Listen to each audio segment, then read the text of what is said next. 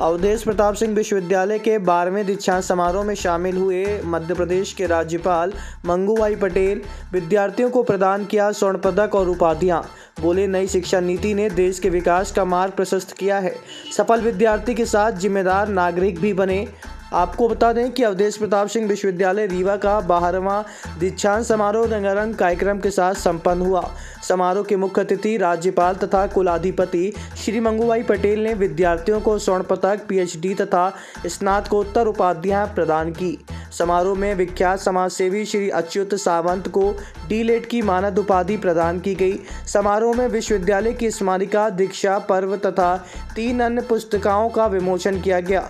इस अवसर पर राज्यपाल श्री मंगूभाई पटेल ने कहा कि सफ़ेद बागों की भूमि रीवा में अवधेश प्रताप सिंह विश्वविद्यालय शिक्षा के नए प्रतिमान बना रहा है। विश्वविद्यालय में समाहित विंध्य के 9 जिलों के 240 कॉलेज उच्च शिक्षा की अलग जगा रहे हैं। नई शिक्षा नीति विद्यार्थियों के विकास के नए अवसर देने के साथ देश के विकास का भी मार्ग प्रशस्त कर रही है। नई नीति में जीवन मूल्यों से भरी भावी पीढ़ी का निर्माण हो रहा है। अच्छे और सफल विद्यार्थी बनने के साथ साथ जिम्मेदार नागरिक भी बने। अपने माता पिता और परिवार के अन्य बुजुर्गों की मन से सेवा करें। शेरों की भूमि रीवा के अवधेश प्रताप सिंह विश्वविद्यालय के 12वें दीक्षांत समारोह में शामिल होकर मुझे बहुत खुशी हो रही है। मध्य प्रदेश के तत्कालीन प्रधानमंत्री और स्वतंत्र सेनानी कैप्टन अवधेश प्रताप सिंह का इस अवसर पर मैं पुण्य स्मरण करता हूँ। समारोह में दीक्षित होने वाले विद्यार्थी और पदक विजेता तथा उनके गुरुजनों और माता पिता को इस अविस्मरणीय पल के लिए बधाई और शुभकामना देता हूँ। जानकर खुशी हुई कि विश्वविद्यालय विंध्य क्षेत्र के 9 जिलों से लगभग 240 महाविद्यालय के हजारों छात्रों में उच्च शिक्षा की अलग जगा रहा है। माँ को, पिताजी को तो माँ तो बेहोश हो गई।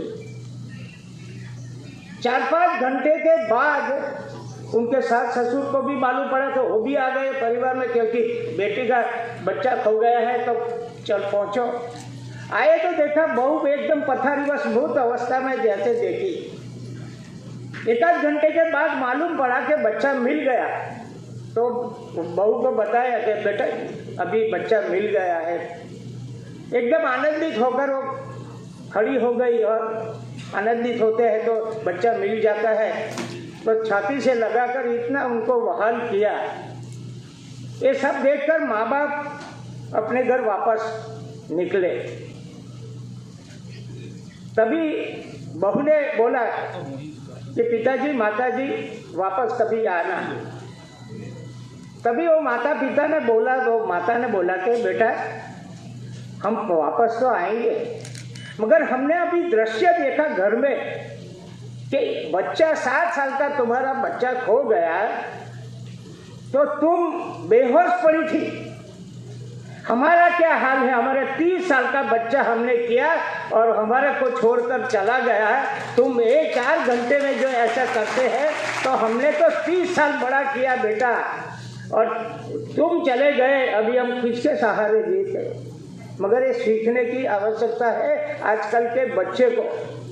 बहुत पुरानी बात मैंने कही, मगर आज भी मैं याद करता हूँ। जब जब दीक्षांत समारोह में जाता हूँ तो देखता हूँ, और समाज के अभी तो कई बार टीवी पे पेपर में कभी आता है कि बच्चे ने माँ बाप को निकाल दिया घर से।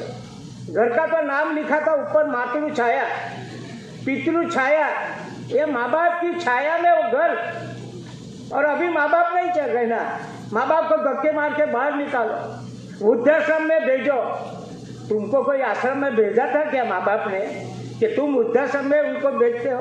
ये समाज की जो आपकी स्थिति जो है उसमें से हमको बाहर निकलना है। मैं कई संस्था को भी बोलता हूँ, यूनिवर्सिटी को भी बोलता हूँ कि आप डिग्री के लिए पढ़ाते हो, मगर जीवन कैसा बनाना है उससे में व्यवहारिक जीवन कैसा बच्चा जिए।